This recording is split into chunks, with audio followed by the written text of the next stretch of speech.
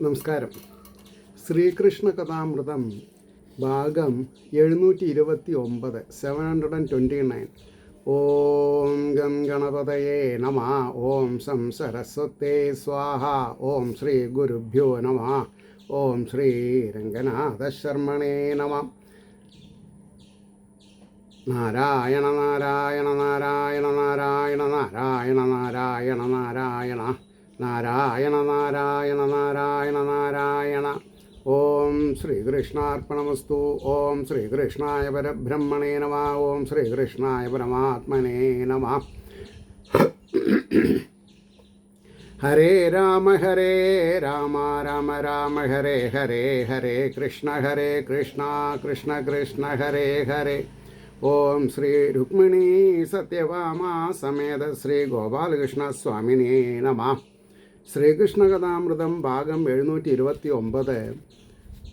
ഭഗവാന്റെ ഉപാസനാകാന്ഡം എന്നുള്ള സർഗത്തിൽ 3-ാം സർഗം ഭാഗവത ധർമ്മം. നിമി ചക്രവർത്തി നവയോഗികളോട് ചോദ്യങ്ങൾ ചോദിക്കുന്നതും അവർ ഉത്തരം പറയുന്നതും. അതിൽ ഇപ്പോൾ 15-ാമത്തെ ശ്ലോകമാണ് പറഞ്ഞ് നിർത്തിയത്. കഴിഞ്ഞ എപ്പിസോഡിൽ വിശ്വേശ്വരനിൽ ഈ വണ്ണം വിശ്വാസം കുഞ്ഞിന് അമ്മയിൽ ഉളവാം പോലെ ഭക്തന് ഭഗവാനിൽ ഉദിക്കുകിൽ കാര്യം നടന്നു, ഇല്ലെങ്കിൽ കാര്യം നടക്കില്ല. കുഞ്ഞിന് അമ്മ എത്രത്തോളം പ്രധാനമാണ്, അതേപോലെ എനിക്കും നിങ്ങൾക്കും അത്യന്താപേക്ഷിതമാണ് ഈശ്വര കാരുണ്യം. അതിനെന്ത് ചെയ്യണം? കടമകളും കടപ്പാടുകളും നിറവേറ്റണം. ഭഗവാനോട് ഭക്തി ശ്രദ്ധയുണ്ടായിരിക്കണം. അത് ജ്ഞാന വൈരാഗ്യത്തിൽ ഉറച്ചതായിരിക്കണം. ഇനി അടുത്ത ശ്ലോകം. അതാം ഭക്തി അതല്ലെങ്കിൽ വെറും ആഭാസഭക്തിയാം. ഭക്തി ജ്ഞാന വൈരാഗ്യത്തോടു കൂടിയിട്ടുള്ള ഭക്തി നിലനിൽക്കും, അല്ലെങ്കിൽ അത് ആഭാസഭക്തിയാം. വളരെ പ്ലെയിൻ ടോക്കാണ്. ഇവിടെ പാമിങ് ഒന്നും നടക്കില്ല. പോൾസിനടിച്ചിട്ടൊന്നും യാതൊരു കാര്യമില്ല ഭഗവാന്റെ അടുത്ത്. അവരവരുടെ ഉള്ളിലിരിക്കുന്ന ഭഗവാൻ അറിയാം അവരവരുടെ ഈ ആക്ഷനാണോ ഒറിജിനൽ ആണോ എന്നുള്ളത്. അതാം ഭക്തി അതല്ലെങ്കിൽ വെറും ആഭാസഭക്തിയാം. ഉയർത്തിടേണം സത്സംഗം കൊണ്ടും മറ്റ് ഇത് ഏവനും. ബ്രാഹ്മണ ക്ഷത്ര വൈശ്യ ശൂദ്ര സ്ത്രീ പുരുഷ വ്യത്യാസമില്ലാതെ കണ്ട് എല്ലാവരും അവരവരുടെ ഭക്തി തലങ്ങളെ ഉയർത്തി ഉയർത്തി ഉയർത്തി കൊണ്ടുവരണം. ശുദ്ധഭക്തി കൊണ്ട് ഉയർത്തിടേണം സത്സംഗം കൊണ്ടും മറ്റും ഇതേവനും. അത്തരം പൂർണ്ണ വിശ്വാസം ഉളവാക്കുവതാരിലും ഭഗവത് ഗുണമാഹാത്മ്യ ശ്രവണാദികളാം നൃപാം. അപ്പോൾ നിമിയോട് പറയാണ് എന്താണ്? ഭഗവത് ഗുണമാഹാത്മ്യ ശ്രവണാദികളാം നൃപാം. ഭഗവാന്റെ ഗുണങ്ങളെ മഹാത്മ്യങ്ങളെ സശ്രദ്ധം ക്ഷമിക്കുക, എന്നിട്ട് മനസ്സ് നിറയ്ക്കുക. ഈ മനസ്സ് എങ്ങനെയായിരിക്കണം? ഏറ്റവും ആഴമുള്ള സമുദ്രം പോലെയും ആകാശം പോലെ പരന്നതായിട്ടും. അപ്പോൾ എത്ര കേൾക്കണം, നമ്മളൊന്ന് ശ്രദ്ധിക്കണം. ജന്മാന്തരേ ലഭേ പുണ്യം. ജന്മാന്തരങ്ങളിൽ കൂട്ടിവെച്ചതായ പുണ്യം കൊണ്ട് മാത്രമേ ഇത് സുലഭമായിട്ട് കിട്ടുള്ളൂ. അപ്പോൾ അനാദിവാസനയ്ക്കെന്നും അടിമപ്പെട്ട മാനുഷൻ, അനാദി ആദ്യം മുതൽ തന്നെ വിഷയങ്ങളിലുള്ള വാസനയ്ക്കെന്നും അടിമപ്പെട്ട മാനുഷൻ ചെയ്വതും ചൊൽവതും ചിന്തിപ്പതും ആശിപ്പതും ഉണ്മതും കഴിക്കുന്നതും ചെയ്വത് തുണ്മതും കാൺമതും കേൾക്കുവതും ആ വിധം സർവപ്രവൃത്തിയും. ആ 2 ശ്ലോകങ്ങൾ എടുത്താൽ പൊന്നില്ല. എന്താ? അനാദിവാസനയ്ക്കെന്നും അടിമപ്പെട്ട മാനുഷൻ ചെയ്വതും ചൊൽവതും ചിന്തിപ്പതും ആശിപ്പതും ഉണ്മതും കാൺമതും 6 കാര്യങ്ങളാണ്. കേൾക്കുവതും ആ വിധം സർവപ്രവൃത്തിയും അതാതാളുടെ സംപ്രീതിയോർത്ത് ചെയ്യുന്ന മാതിരി. അവരവരുടെ സംപ്രീതിക്ക് വേണ്ടിയിട്ടായിരിക്കരുത്, ഭഗവാന്റെ സംപ്രീതിക്ക് വേണ്ടിയിട്ടായിരിക്കണം. എനിക്ക് ഇഷ്ടമുള്ളത് എൻ്റെ ഭാര്യയ്ക്കും കുട്ടികൾക്കും ഇഷ്ടമുള്ള കാര്യങ്ങളല്ല ഞാൻ ചെയ്യേണ്ടത്. കാരണം എന്താ? അതിന് മമത എന്നുള്ള 3 അക്ഷരമാണ് വേദാന്തം പറയുന്നത്. മമത കൊണ്ട് കാര്യങ്ങൾ നടക്കില്ല. പിന്നെയോ എനിക്കുള്ള കടമയും കടപ്പാടും എന്താണെന്നുള്ളത് ഞാൻ ഓർമ്മ വെച്ച് അത് എക്സിക്യൂട്ട് ചെയ്ത് ആ വ്യക്തികളുടെ അനുഗ്രഹാസികളോട് കൂടിയിട്ട് മാത്രമേ ഞാൻ നന്നാവണം എന്ന് വിചാരിച്ച് ഓപ്റ്റ് ചെയ്യുന്ന മണ്ഡലത്തിലേക്ക് എനിക്ക് കയറാൻ പറ്റുള്ളൂ. എൻ്റെ കടമകളും കടപ്പാടുകളും ചെയ്യാതെ കണ്ടാണ് ഞാൻ ഭക്തിജ്ഞാന വൈരാഗ്യത്തിന് ശ്രമിക്കണമെന്നുണ്ടെങ്കിൽ ഫലം വട്ടപൂജയായിരിക്കും. പലവരും ചോദിക്കും, അവരവരുടെ ഭാര്യയ്ക്കും കുട്ടികൾക്കും കുടുംബത്തിനും അവരവരല്ലാണ്ട് എന്താ ചെയ്യുക? അത് ബാലിശായിട്ടുള്ള ചോദ്യം, ഹൈപ്പോത്തറ്റിക്കൽ ക്വസ്റ്റ്യൻ എന്ന് പറയും. അൺവാണ്ടഡ് ക്വസ്റ്റ്യനാണത്. കാരണം ആസ് എ ഹ്യൂമൻ ബീയിങ് അവൻ്റെ പ്രഥമ ഉദ്ദേശം മോക്ഷം പ്രാപിക്കലാണ്. കുട്ടികൾ കല്യാണം കഴിച്ച് കുട്ടികളെ ഉണ്ടാക്കുക എന്നുള്ളതല്ല. അത് അതിൻ്റെ ഒരു ഭാഗം. ഇവിടെയാണ് നമുക്ക് തെറ്റുപറ്റുന്നത്. വിഷയസുഖങ്ങൾ അനുഭവിക്കലല്ല, മറിച്ച് ഏതിലും എന്തിലും ഈശ്വരീയത കണ്ടു നോക്കൂ. അത് സ്വാഗതം കൃഷ്ണ, കൃഷ്ണനെ സ്വാഗതം ചെയ്തുകൊണ്ടാണെങ്കിൽ അതെല്ലാം ഗംഭീരവും മനോഹരവും. അതാതാളുടെ സംപ്രീതിയോർത്ത് ചെയ്യുന്ന മാതിരി ഈശ്വര പ്രീണനത്തിനായി തന്നെ തീരേണം അങ്ങിനെ. There is no other way. ഈശ്വര പ്രീണനത്തിനായി തന്നെ തീരേണം അങ്ങിനെ. രണ്ടു വട്ടം. ഈശ്വര പ്രീണനത്തിനായി തന്നെ തീരേണം അങ്ങിനെ. ശ്രദ്ധാപൂർവം സമർപ്പിച്ച് ചെയ്താവൂ ശീലിച്ചു പോരുകിൽ വെറും നിസ്സാരമാം കർമ്മം പോലും സദ്ധർമ്മമായി വരും. എന്താ ലാളിത്യം, എന്താ ലാളിത്യം! ശ്രദ്ധാപൂർവം സമർപ്പിച്ച് ചെയ്തു ശീലിച്ചു പോരുകിൽ വെറും നിസ്സാരമാം കർമ്മം പോലും സദ്ധർമ്മമായി വരും. അതിനെഴും ബന്ധകത്വമാങ്ങി നീങ്ങി വിശുദ്ധമായി ബന്ധനത്തിൽ നിന്ന് മാറി മോക്ഷത്തിനുള്ളതായിട്ട് തീരും. മമത കൊണ്ടുണ്ടാവുന്നതെല്ലാം ബന്ധനഹേതുക്കളായി തീരണം. പ്രീതികരമായിട്ട് ചെയ്യണതൊക്കെ എന്തിനായിട്ടാണ്? വിശുദ്ധമായി തീരണമെന്നാ. ഒന്ന് ബന്ധനം, ഒന്ന് മോക്ഷാവസ്ഥ. വെറും നിസ്സാരമാം കർമ്മം പോലും സദ്ധർമ്മമായി വരും. അതിനെഴും ബന്ധകത്വം ആകെ നീങ്ങി വിശുദ്ധമായി ഈശ്വരാരാധനത്തിൻ്റെ രൂപമാർന്നു വിളങ്ങിടും. ഏതൊരു കാര്യം, ഇപ്പോൾ ഞാൻ വളരെ തുറന്നു പറയാം ഒരു കാര്യം, നിങ്ങൾ ക്ഷോഭിക്കരുത്. ഒരു കാര്യം സ്വാർത്ഥതയ്ക്ക് വേണ്ടി ചെയ്താൽ അത് ബന്ധനായിട്ട് തീരും. പ്രീതികരമായിട്ട്, മറ്റുള്ളവർക്ക് പ്രീതികരമായിട്ടാണ് ചെയ്തത് വിചാരിക്കുക, അത് മോക്ഷമായിട്ട് മാറും. അപ്പം നമ്മൾക്ക് ഏതാ വേണ്ടത് പറയൂ? ഈശ്വരാനുഗ്രഹം ഉണ്ടെങ്കിൽ ഭാര്യയും കുട്ടികളും കുടുംബമൊക്കെ റോക്കറ്റ് പോണ കൂടുതൽ പോവും, മേൽപോട്ട് ഉയർന്ന് നല്ല നിലയിൽ പോകും. എന്നെ അറിയുന്നവർക്കറിയാം, അതുകൊണ്ടാണ് പറഞ്ഞത്. ഇതിൽ ഓരോ വരിയും എത്രത്തോളം എന്നെ ആകർഷിച്ചിട്ടുണ്ട്, അല്ലെങ്കിൽ ഞാൻ എത്രത്തോളം ഇതിൽ ആകൃഷ്ടനായിട്ടുണ്ട്, അതാണ് ശരിയായ യൂസേജ്. ഈശ്വരാരാധനത്തിൻ്റെ രൂപമാർന്നു വിളങ്ങിടും മനുഷ്യജീവിതത്തിൻ്റെ മഹത്വം അറിയുന്നവൻ. ഈശ്വരാരാധനത്തിൻ്റെ രൂപമാർന്നു വിളങ്ങിടും മനുഷ്യജീവിതത്തിൻ്റെ മഹത്വം അറിയുന്നവൻ. ഓരോ ചലനവും ഭക്തിക്കംഗമാ തീർക്കും അങ്ങിനെ. അവരവർ ചെയ്യുന്ന ഓരോ കാര്യങ്ങളും ഭക്തിക്ക് തീവ്രത കൂട്ടും. അപ്പോൾ ഓരോ ചലനവും ഭക്തിക്കംഗമായി തീർക്കും അങ്ങിനെ.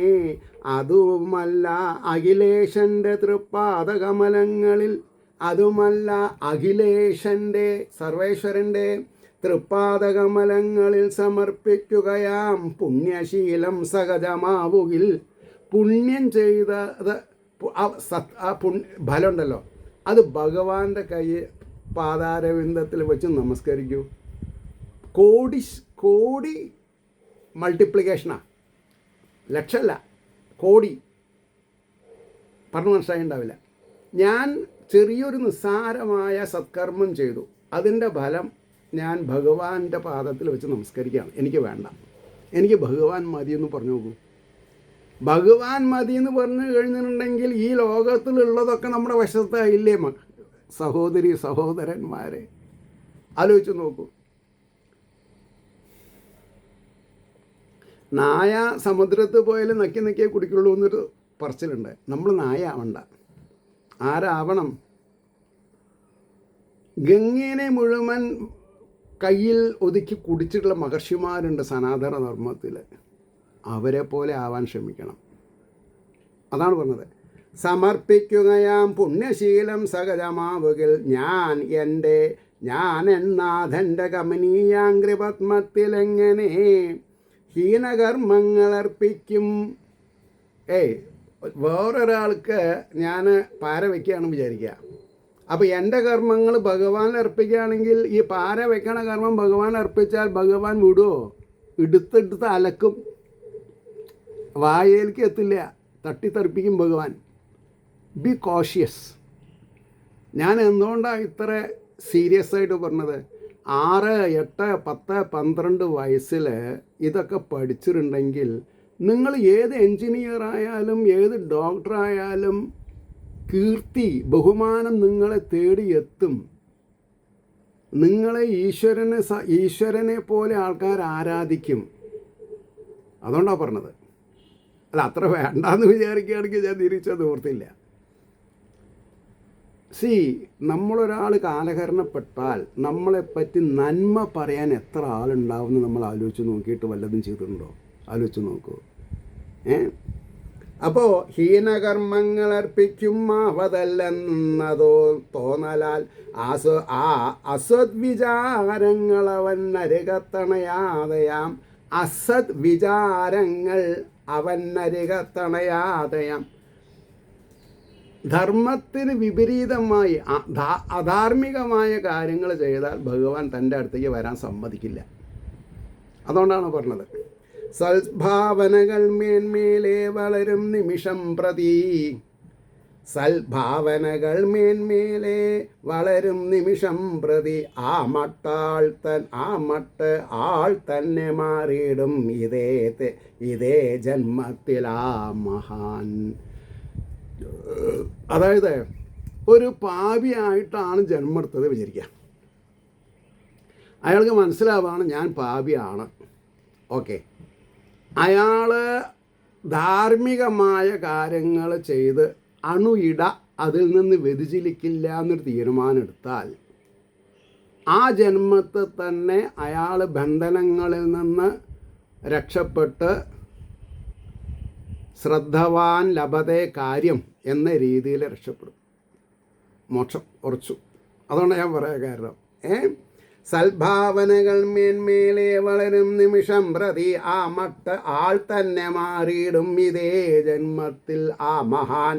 ഭക്താവതംസമായി തന്നെ വിലസിടും ജഗത്തിതിൽ. ഭക്താവതംസമായി, ഭക്തന്മാരിൽ ഹംസമായി തീരുന്ന ഭക്താവതംസമായി തന്നെ വിലസിടും ജഗത്തിതിൽ. ആവിധം ശുദ്ധമാം ഭക്തി ശീലിച്ചിടായികയിൽ ഏവനും ഇനി ആ രീതിയിൽ സംശുദ്ധമായ ഭക്തി ഇല്ലാതെ കണ്ടാണ് ശീലിച്ചത് വിചാരിക്കുക.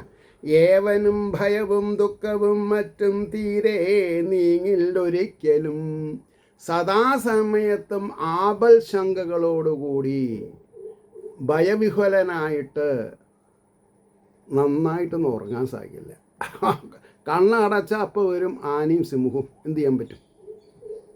ഈ മറ്റുള്ളവരുടെ മുതലൊക്കെ തട്ടിപ്പറിച്ചാലത്തെ സ്ഥിതി അതാ. പിന്നെ പരിഹാരക്രിയകളാണ്. പിന്നെ ഒരു പരിഹാരം വരില്ല. അതുകൊണ്ടാണ് പറയണത്, ആവിധം ശുദ്ധമാം ഭക്തി ശീലിച്ചിടാകിൽ ഏവനും ഭയവും ദുഃഖവും മറ്റും തീരെ നീങ്ങില്ലൊരിക്കലും. മനസ്സ് ഈശ്വര വൈമുഖ്യമാർന്നിടുക നിമിത്തമാം. മനസ്സ് ഈശ്വര വൈമുഖ്യമാർന്നിടുക നിമിത്തമാം പാപങ്ങൾ ചെയ്യണത്. മനസ്സ് ഈശ്വരാഭിമുഖമായി വിചാരിക്കുക. ഈശ്വരൻ അഭിമുഖമായി എന്തായി? സുരക്ഷ. മനസ്സ് ഈശ്വര വൈമുഖ്യമല്ല വേണ്ടത്, ഈശ്വര മുഖ്യമായിട്ടാവണം. വൈമുഖ്യം പാടില്ല. ആർന്നിയുടക നിമിത്തമാം അതെ ആത്മവിസ്മൃതി വൈമുഖ്യം, ഈശ്വരന് അഭിമുഖമാവാണ്ട് വൈമുഖ്യം കാണിച്ചാൽ ആത്മവിസ്മൃതിയും വിഷയാഭിനിവേശവും. ഒരാൾ ഒരു വാക്ക് പറഞ്ഞാൽ അത് മറ്റുള്ളവർ സ്വീകരിക്കില്ല. ഒന്ന് ആലോചിച്ച് നോക്കൂ. അയാളൊരു നുണയനാണ് എന്ന് പറഞ്ഞു കഴിഞ്ഞാലത്തെ സ്ഥിതി എന്താ? എത്ര എളുപ്പം കഴിയത്? 99 കുടം വെള്ളം കോരിയിട്ട് 100ാമത്തെ കുടം കപ്പിയും കയറും പാളയും കൂടിയിട്ട് കിണറ്റിലിട്ടാത്ത സ്ഥിതി എന്തായി? ആത്മവിസ്മൃതിയും വിഷയാഭിനിവേശവും ഭയവും മറ്റുമുണ്ടാവതാകയാൽ ആ മനസ്സിനെ എന്തു ചെയ്യണം? ഭഗവത് പാതാരവിന്ദത്തിലേക്ക് തിരിക്കണം. ഭഗവത് സന്നിധാനത്തിൽ അണപ്പാൻ മതിയുള്ളവൻ ഭഗവാന്റെ തിരുപാദപത്മത്തിലേക്ക് റീഡയറക്റ്റ് ചെയ്യാൻ സാധിച്ചാൽ അവൻ രക്ഷപ്പെട്ടു. There is no shortcut എന്ന് എഴുതി വെച്ചിട്ടുണ്ട്. No shortcut. ആധ്യാത്മിക പ്രതലത്തിൽ ഷോർട്ട് കട്ടില്ല. ഭഗവത് സന്നിധാനത്തിൽ അണപ്പാൻ മതിയുള്ളവൻ, മനസ്സുള്ളവൻ അർത്ഥേ. അഭ്യസിക്കേണം മാവോളം അതിനാം മർത്യജീവിതം. മനുഷ്യജീവിതം 99% ആത്മീയ പുനരുദ്ധാരണത്തിന് വേണ്ടിയിട്ട് ചെയ്യണം. എങ്ങനെ ഈ സൗധം കെട്ടിപ്പൊക്കുക?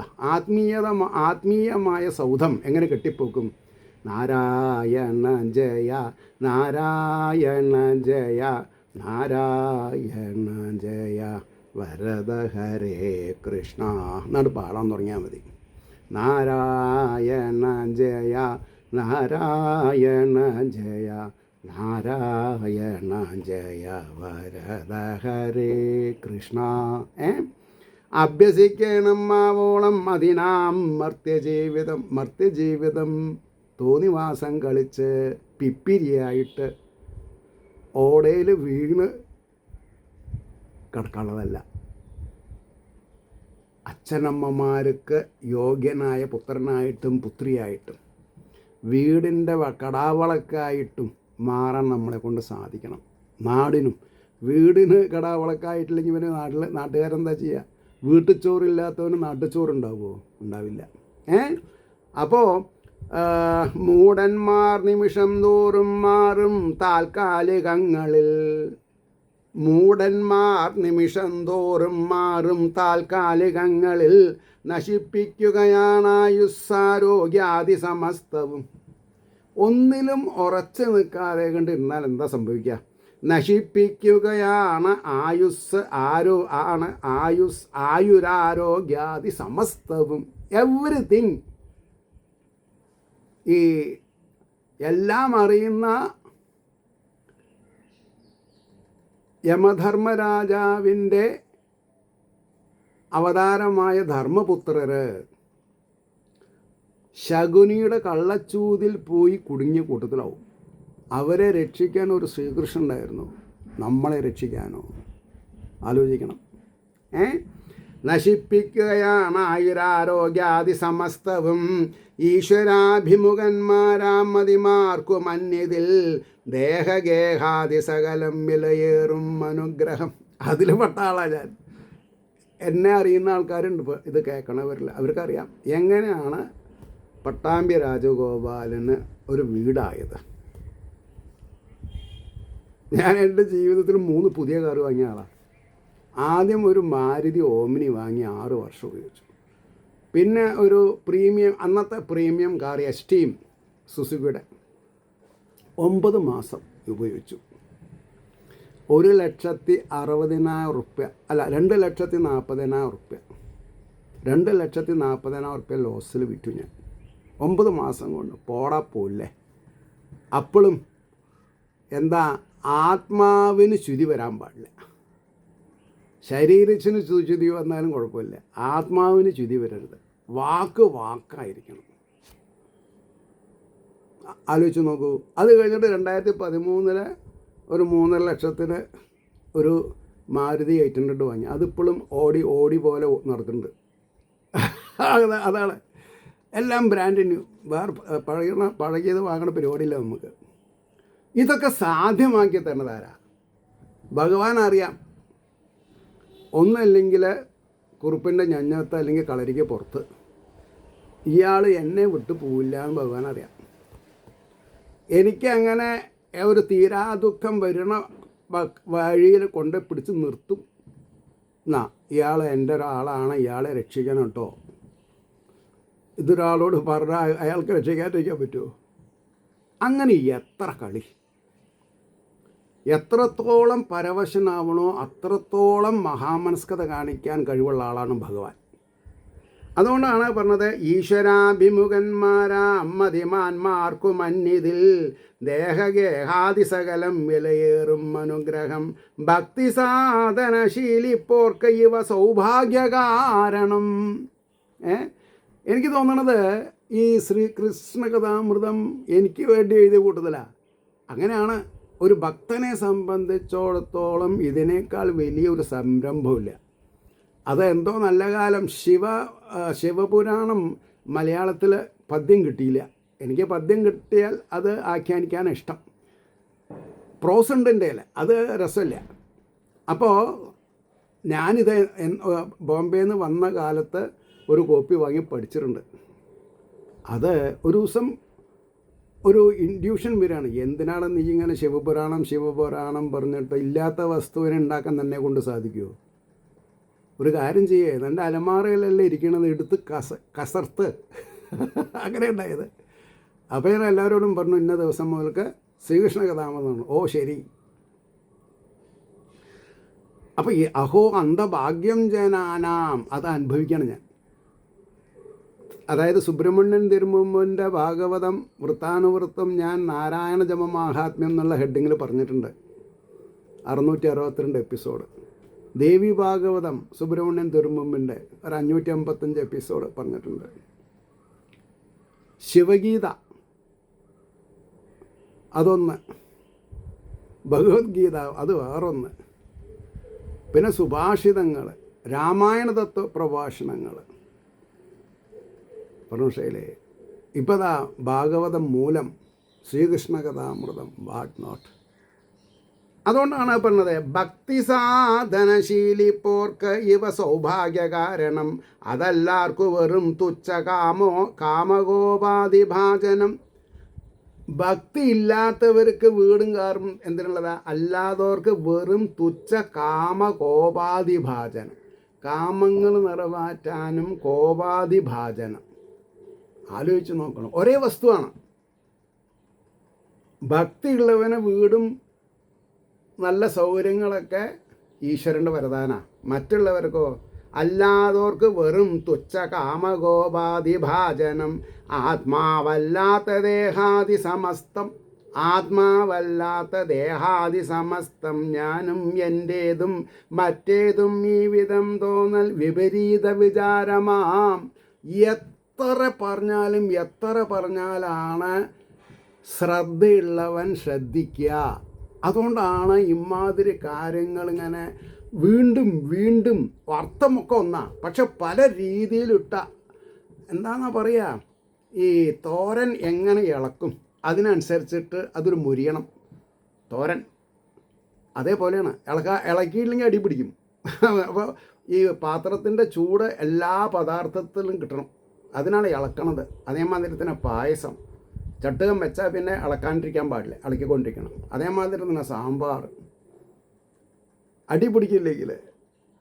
അപ്പോൾ ആത്മാവല്ലാത്ത ദേഹാദി സമസ്തം ഞാനും എൻ്റേതും മറ്റേതും ഈ വിധം തോന്നൽ വിപരീത വിചാരമാം. മുമ്പേതുവിധമായുള്ളോൻ ഇനി ഇങ്ങനെയാകുവോൻ, മുമ്പ് ഏത് വിധമായുള്ളോൻ ഇനി എങ്ങനെ ആകുവോൻ പറയാൻ പറ്റില്ല. കാരണം ഇതിൻ്റെ ചരടുവലി ആരുടെ അടുത്താണ്? നമ്മുടെ അടുത്താണോ? അല്ല, ഈശ്വരൻ്റെ അടുത്താണ്. ഞാനും നിങ്ങളും അനവരതം ചെയ്തു കൂട്ടിയിട്ടുള്ള പാപപുണ്യങ്ങളുടെ കണക്ക് ഭഗവാന്റെ കയ്യിലുണ്ട്. ഏത് ഭഗവാന്റെ അടുത്ത്? അവരവരുടെ ഉള്ളിലുള്ള ചൈതന്യത്തിൻ്റെ അടുത്ത്. അതൊരു തലനാരഴയ്ക്ക് കയറില്ല ഇറങ്ങില്ല. നമ്മുടെ വിചാരം ഞാൻ കള്ള് കുടിക്കണത് അല്ലെങ്കിൽ ചൂത് കളിക്കണത് വേറെ ആരും കണ്ടിട്ടില്ലല്ലോ എന്നാ. അങ്ങനെയല്ല. ഇവിടെ ആരാ സാക്ഷി? അവരവരുടെ ഉള്ളിലുള്ള ചൈതന്യമാണ് അവരവരുടെ കാര്യത്തിന് സാക്ഷി. മുമ്പ് ഏതു വിധമായുള്ളോൻ ഇനി എങ്ങനെയാകുവോൻ? എങ്ങു നിന്നണവോ നീ ഞാൻ എങ്ങോട്ടാം പോവത് ഈ വിധം? എങ്ങു നിന്നണവോ? എങ്ങു നിന്നാണ് വരുന്നത് നീ? ഞാൻ എങ്ങോട്ടാം പോവത് ഈ വിധം? മുമ്പും പിമ്പും മറന്നുള്ള പോക്ക് ഇത് ഈശ്വരമായയാൽ. എങ്ങോട്ട് പോകണം, എങ്ങോട്ട് വരണം, ഇതൊന്നും നമുക്കറിയില്ല. ഈശ്വരമായയാൽ ഉളവായുള്ളതാണായതൊടയോൻ്റെ പാത. അതുകൊണ്ടാണ് ഉളവായുള്ളത് ആണ് ആയത് ഉടയോൻ്റെ പാദാംബുജം ഭജിച്ചോളൂ. ഉടയോൻ്റെ പാദാംബുജം ഭജിക്കുന്നവന് ഒരു വൈഷമ്യമില്ല, ഇല്ലാത്തവന് വൈഷമ്യം മാത്രമായിരിക്കും. അവിടെ നിർത്തണം. കാരണം ഒരുപാട് ജോലിയുണ്ട്. എന്താ ചെയ്യുക? ഇതൊക്കെ എങ്ങനെ എത്തിപ്പോണ്ടേ? പറഞ്ഞ ശൈലേ. അപ്പോൾ 729 കഴിഞ്ഞു. 730 നമുക്ക് അടുത്ത എപ്പിസോഡിലേക്ക് വയ്ക്കാം.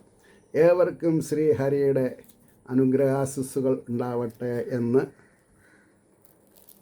വീണ്ടും വീണ്ടും പ്രാർത്ഥിച്ചുകൊണ്ട് വാക്കുകൾ ഉപസംഹരിക്കുന്നു. ലോകാ സമസ്ത സുഖിനോ ഭവന്തു ആയിരിക്കട്ടെ നമ്മുടെ പ്രാർത്ഥന എന്ന് സ്മരിച്ചുകൊണ്ട് വാക്കുകൾ ഉപസംഹരിക്കുന്നു. നമസ്കാരം. നാളെ കാണാം.